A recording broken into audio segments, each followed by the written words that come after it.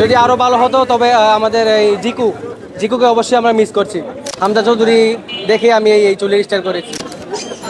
অবশ্যই বাংলাদেশের এখন হামজা চৌধুরী ফ্যান আমরা সবাই।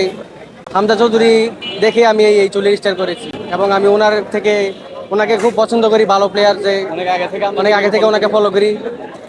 হামজাকে পছন্দ করেন যে কারণে আপনার হেয়ার স্টাইলটা হামজার মতো করেছে। জি জি। আজকের এক্সপেকটেশনটা কেমন আপনার?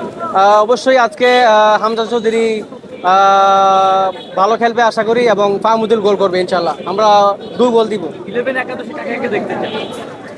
অবশ্যই ফাহমুদুল, হামজা চৌধুরী, আমাদের সৌমিত সোম, জামাল ভুইয়া, তপু, ওনারা সবাই থাকবে সেই প্রত্যাশায় আছে। একটা গুঞ্জন শোনা যাচ্ছে যে জামাল ভুঁইয়া হয়তো 11 একাদশে নাও রাখা যেতে পারে। জামাল ভুঁইয়া খেলে, এখানে জামাল ভুঁইয়া, সমিত সোম, হামজা, ফাহমিদুল, এই সবাইকে তো দেখা যাচ্ছে স্টার্টিং 11 রাখা সম্ভব হবে না। তাহলে আসলে এটা আপনি কিভাবে দেখেন?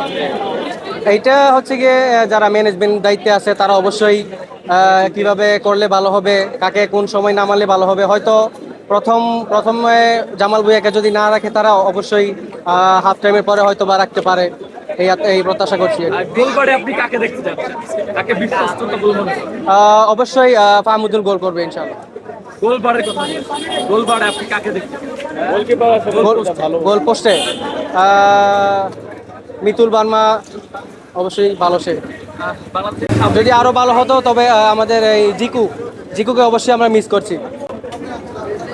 আজকে স্কোয়াডটা কত কত হতে পারে, প্রেডিকশনটা কেমন? আজকে ইনশাল্লাহ আমরা 2 গোল করবো ইনশাল্লাহ।